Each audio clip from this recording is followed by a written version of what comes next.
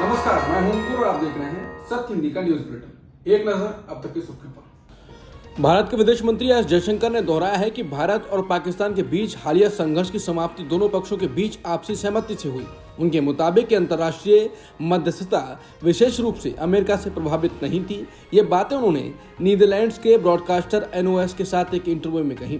बता दें, ट्रंप लगातार ये दावा कर रहे हैं कि उन्होंने संघर्ष रुकवाया। अब एस जयशंकर ने कहा कि अब जब दो देश संघर्ष में उलझते हैं तो ये स्वाभाविक है कि दुनिया के देश फोन करके अपनी चिंता जाहिर करते हैं, लेकिन गोलीबारी और सैन्य कार्रवाई बंद करने के बारे में भारत और पाकिस्तान के बीच सीधे बातचीत हुई थी। हालांकि अब कहा जा रहा है कि ट्रंप के बयान को एस जयशंकर ने खारिज किया। इसके पीछे क्या वजह हो सकती है? क्या कुछ पर्दे के पीछे हुआ है? एस जयशंकर ने कहा कि युद्ध विराम पर भारत और पाकिस्तान के बीच सीधे बातचीत हुई थी। हमने अमेरिका समेत सभी से कहा कि अगर वो समझौता चाहते हैं तो उन्हें हमसे सीधे बात करनी होगी और यही कारण है कि ऐसा हुआ। उन्होंने इस बात पर जोर दिया कि दोनों पक्षों ने युद्ध विराम पर सीधे बातचीत की। विदेश मंत्री ने कहा कि 4 दिनों तक चले संघर्ष के दौरान कई देशों ने भारत से संपर्क किया। उन्होंने खुलासा किया कि नरेंद्र मोदी सरकार ने अमेरिका समेत सभी देशों को बता दिया था कि अगर पाकिस्तान युद्ध विराम चाहता है तो उसे सीधे भारत से संपर्क करना होगा।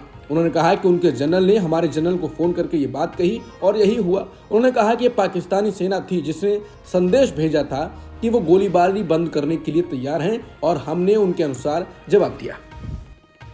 भारत के विदेश मंत्रालय के प्रवक्ता रणधीर जायसवाल से चीन, पाकिस्तान और अफगानिस्तान के विदेश मंत्रियों के बीच बीजिंग में हुई त्रिपक्षीय वार्ता पर सवाल किया गया।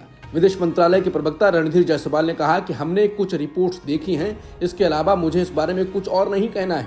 बता दें कि 21 मई को बीजिंग में पाकिस्तान के विदेश मंत्री इसाक डार और चीन के विदेश मंत्री वांग ई और अफगानिस्तान के कार्यवाहक विदेश मंत्री आमिर खान मुत्तकी के बीच त्रिपक्षीय बैठक हुई थी।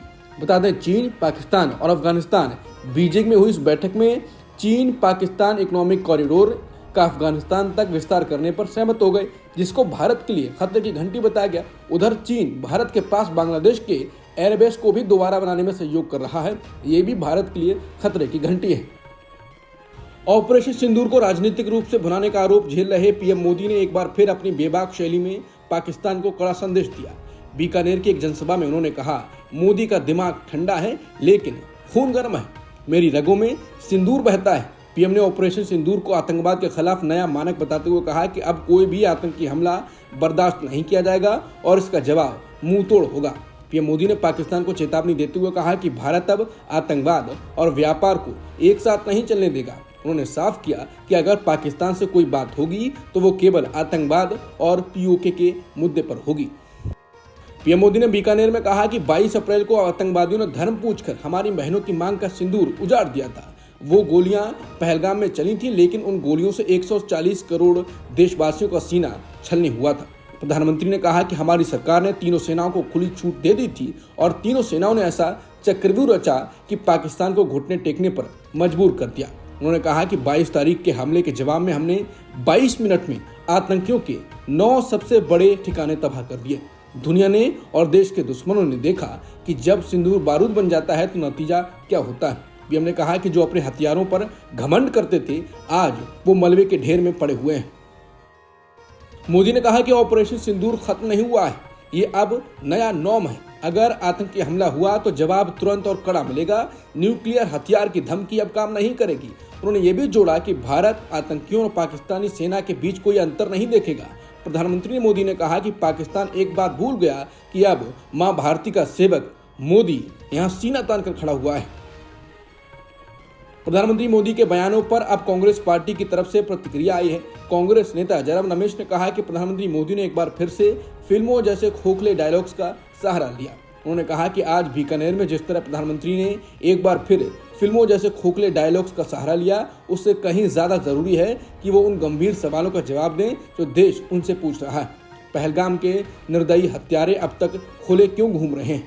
कुछ रिपोर्ट्स के मुताबिक यही आतंकी गिरोह पिछले 18 महीने में पुंछ, गगनगीर और गुलबर्ग में हुए 3 आतंकी हमलों के लिए जिम्मेदार थे। जम्मू कश्मीर के पूर्व राज्यपाल सत्यपाल मलिक की मुश्किलें बढ़ गई हैं। किरू हाइड्रो परियोजना से जुड़े कथित करप्शन मामले में सीबीआई ने चार्जशीट दायर की है, जिसमें सत्यपाल मलिक का नाम शामिल है। उनके अलावा कुछ अन्य लोगों के खिलाफ भी चार्जशीट दायर हुई है। इस बारे में सीबीआई के एक अधिकारी ने कहा कि कथित किरू हाइड्रो परियोजना से जुड़े भ्रष्टाचार मामले में सत्यपाल मलिक, उनके प्राइवेट सेक्रेटरी और 4 अन्य लोगों के खिलाफ चार्जशीट दायर की गई है। इस एक्शन को लेकर अभी तक सत्यपाल मलिक ने सामने से कोई प्रतिक्रिया नहीं दी। सोशल मीडिया पर उनकी एक पोस्ट जरूर सामने आई है जिसमें वो अस्पताल में दिखाई दे रहे हैं। उन्होंने साथ में लिखा है कि अभी मेरी हालत बहुत खराब है, मैं फिलहाल राम मनोहर लोहिया अस्पताल दिल्ली में भर्ती हूं और किसी से भी बात करने की हालत में नहीं हूं। सुप्रीम कोर्ट ने गुरुवार को ईडी को तमिलनाडु स्टेट मार्केटिंग कॉरपोरेशन यानी TASMAC पर छापेमारी के लिए कड़ी फटकार लगाई और कहा कि ईडी सारी सीमाएं लांघ रही है और संघीय ढांचे का उल्लंघन कर रही है। कोर्ट ने TASMAC के खिलाफ मनी लॉन्ड्रिंग जांच पर रोक लगा दी, जिसमें कथित 1000 करोड़ रुपए का घोटाला शामिल है। भारत के चीफ जस्टिस BR गवई और जस्टिस AG मसीह की बेंच ने तमिलनाडु सरकार की याचिका पर सुनवाई करते हुए ईडी के कार्यों पर गहरी नाराजगी जताई। कोर्ट ने ईडी से 2 सप्ताह में जवाब दाखिल करने को कहा। गजा में बढ़ते इजरायली हमलों के बाद इजरायल के भीतर इसके खिलाफ और लड़ाई के तरीकों के खिलाफ आवाज उठने वालों की संख्या बढ़ती जा रही है। अब वामपंथी राजनेता और इजरायल डिफेंस फोर्स के पूर्व डिप्टी कमांडर यायर गोलान ने कहा कि अगर हम एक समझदार देश की तरह बर्ताव करना शुरू नहीं करते हैं तो इजरायल भी एक बहिष्कृत देश बन जाएगा, जैसा कभी दक्षिण अफ्रीका था। उन्होंने कहा कि एक समझदार देश नागरिकों के विरुद्ध युद्ध नहीं छेड़ता, शौक के लिए बच्चों की हत्या नहीं करता और जनसंख्या कम करने का लक्ष्य नहीं रखता। हालांकि इजरायल के प्रधानमंत्री बेन्यामिन नेतन्याहू ने पलटवार करते हुए इन टिप्पणियों को अपमान बताया। अब तक की सुर्खियों में इतना ही। बाकी खबरों के लिए बने रहिए सत्यहिंदी.com के साथ। Copyright disclaimer under Section 107 of the Copyright Act 1976. Allowance is made for fair use for purposes such as criticism, comment, news reporting, scholarship, and research. Fair use is a use permitted by copyright statute that might otherwise be infringing.